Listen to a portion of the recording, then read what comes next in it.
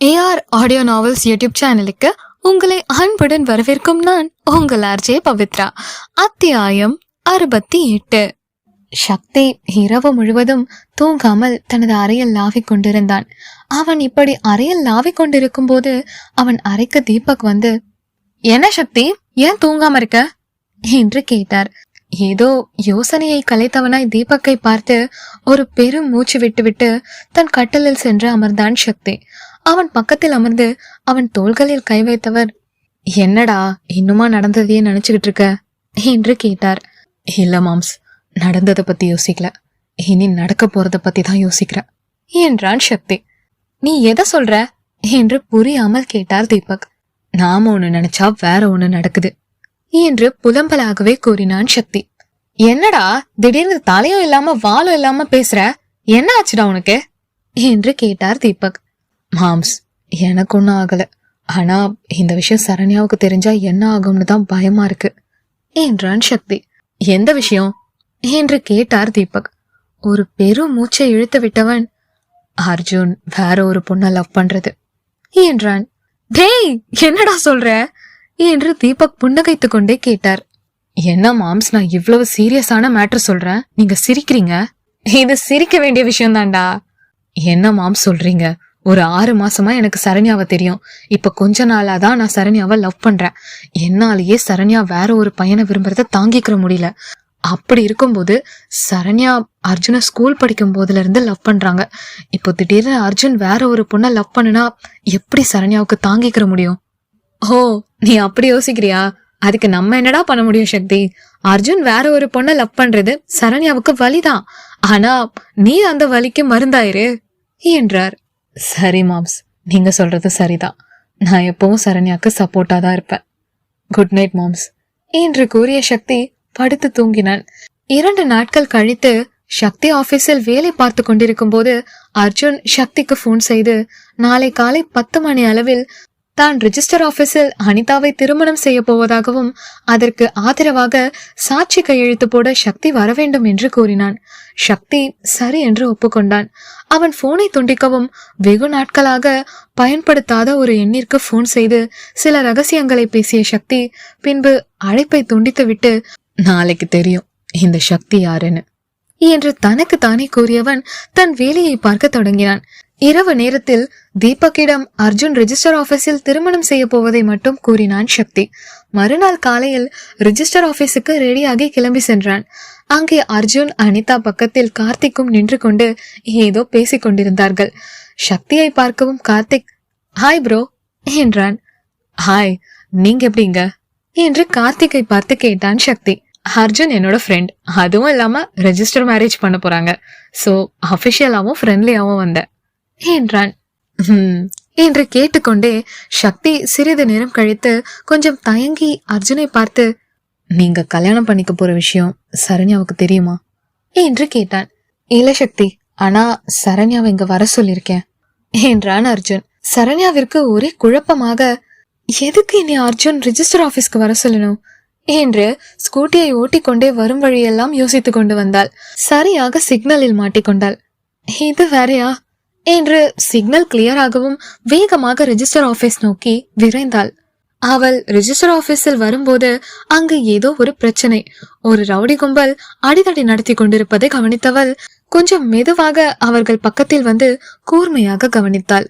ஒரு ரவுடி கும்பல்களை கார்த்திக் போட்டு அடி அடி என்று அடித்து துவைத்துக் கொண்டிருந்தான்.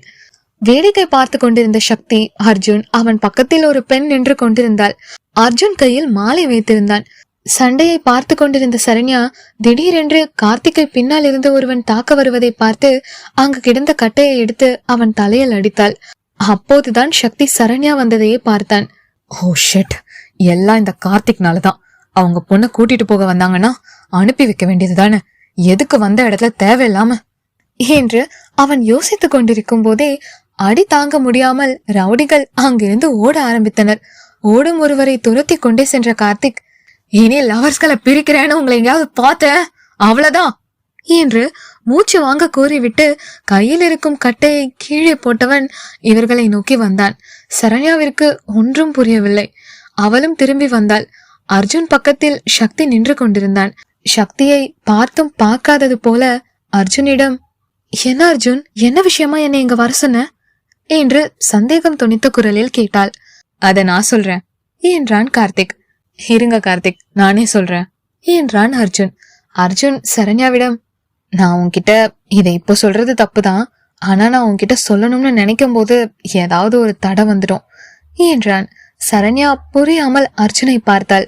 அனிதாவை காட்டி, என்னோட ஆபீஸ்ல ஒர்க் பண்றாங்க மிஸ் அனிதா என்று அறிமுகம் செய்து வைத்தவன், நானும் அனிதாவும் 6 மாசமா லவ் பண்றோம் என்றான். சரண்யாவிற்கு ஒரு நொடி திக் என்று இருந்தது. பதில் ஏதும் சொல்லாமல் இருவரையும் அதிர்ந்து பார்த்தாள். சாரி சரண்யா, நான் இதை இந்த இடத்துல இந்த சூழ்நிலையில சொல்றது தப்புதான், ஆனா நீ புரிஞ்சுக்கிறவன்னு நினைக்கிறேன். நாங்க 2 பேரும் விரும்புறது எப்படியோ அனிதா அப்பாவுக்கு தெரிஞ்சிருச்சு. அனிதாவுக்கு திடீர்னு கல்யாணம் ஏற்பாடு செஞ்சுட்டாங்க. அதான் இன்னைக்கு நாங்க ரெஜிஸ்டர் ஆபீஸ்ல கல்யாணம் பண்ண முடிவு பண்ணணும். இதுக்கு மேலேயும் உன்கிட்ட மறைக்க எனக்கு விருப்பம் இல்ல என்றான். அழுகையை மென்று முழங்கியவள் புன்னகைத்துக் கொண்டே, கங்க்ராச்சுலேஷன்ஸ் அர்ஜுன் என்று கையை நீட்டினாள். தேங்க்ஸ் சரண்யா, நான் கூட இந்த விஷயத்த உன்கிட்ட இவ்வளவு லேட்டா சொல்றோமேன்னு நினைச்சேன். ஆக்சுவலா இந்த விஷயத்த நான் சக்தி கிட்ட முதலையே சொல்லிட்டேன், உன்கிட்டதான் இப்ப சொல்றேன் என்றான். அப்போ சக்திக்கு முதலே எல்லாமே தெரியுமா என்று நினைத்தவள், அப்போ அதனாலதான் சக்தி அன்று தன்னிடம் காதலை சொன்னானோ என்று நினைத்து கொண்டாள். சரி, டைம் ஆகுது, வாங்க எல்லாரும் உள்ள போகலாம் என்று ரெஜிஸ்டர் ஆபீஸுக்குள் அழைத்து சென்றான் கார்த்திக். உள்ளே செல்லவும் அனிதா அர்ஜுன் கையெழுத்து போட்டார்கள். சாட்சி கையெழுத்து அனிதா சார்பாக போட சரண்யா பேனாவை வாங்கினாள். பேனாவை வாங்கும் போதே சரண்யா கை நடுங்குவதை கவனித்த சக்தி, சரண்யா ஒரு நிமிஷம், அனிதா சார்பா நான் போடுறேன் என்றான். அவள் பதில் ஏதும் சொல்லவில்லை. பேனாவை அவனிடம் கொடுத்தாள். சக்தி வாங்கி கையெழுத்து போட்டு விட்டு கொடுத்தான். அர்ஜுன் சார்பாக கார்த்திக் ஏற்கனவே கையெழுத்து போட்டிருந்தான். இருவரும் மாலை மாற்றி திருமணம் செய்து கொண்டார்கள். கொஞ்ச நாளைக்கு நாங்க 2 பேரும் வெளியூர் போறோம், வந்ததுக்கு அப்புறம் எங்க பேரண்ட்ஸை கன்வின்ஸ் பண்ணிக்கிறோம் என்றான் அர்ஜுன். அவளுக்கு என்ன பதில் சொல்வது என்று தெரியவில்லை. சரி என்று தலையை மட்டும் அசைத்தாள். இருவரும் ஒரு வண்டியில் ஏறி கிளம்பினார்கள். கார்த்திக் சக்தி சரண்யாவிடம், எனக்கு வேலை இருக்கு என்று கூறி கிளம்பினான். சரண்யா அமைதியாக ஸ்கூட்டி அருகில் வந்தாள். அவளுடனே வந்த சக்தி அவள் ஸ்கூட்டியை ஸ்டார்ட் செய்யும் வரை பக்கத்தில் நின்றான். அவள் கிளம்பி சென்றதும் தன் காரில் ஏறி சென்றான். சரண்யா தான் எப்போதும் செல்லும் பூங்காவிற்கு சென்று ஸ்கூட்டியை நிறுத்திவிட்டு அங்கு ஒரு சேரில் அமர்ந்து அழுதாள். பின்னாடியே வந்த சக்தி அவள் ஒரு சேரில் உட்கார்ந்து அழுது கொண்டிருப்பதை பார்த்துவிட்டு அவளுக்கு ஆறுதலாக தோலை பிடிக்க கையை நீட்டியவனுக்கு அவளிடம் பேசும் தைரியமில்லை. நீட்டிய கையை மடக்கி அங்கிருக்கும் ஒரு மரத்தில் பற்களை கடித்து கொண்டே குத்தியவன் மனதில், இந்த கார்த்திக் மட்டும் அந்த ரவுடிங்களை அடிச்சு பத்தாம இருந்திருந்தா அர்ஜுனுக்கு கல்யாணம் நடந்திருக்காது, இது எல்லாத்துக்கும் காரணம் கார்த்திக் தான் என்று கார்த்திகை மனதில் திட்டினான் சக்தி. அவளே அழுது ஓயும் வரை அமைதியாக இருந்தான். சிறிது அழுகை தனியவும் திரும்பி பார்த்தாள்.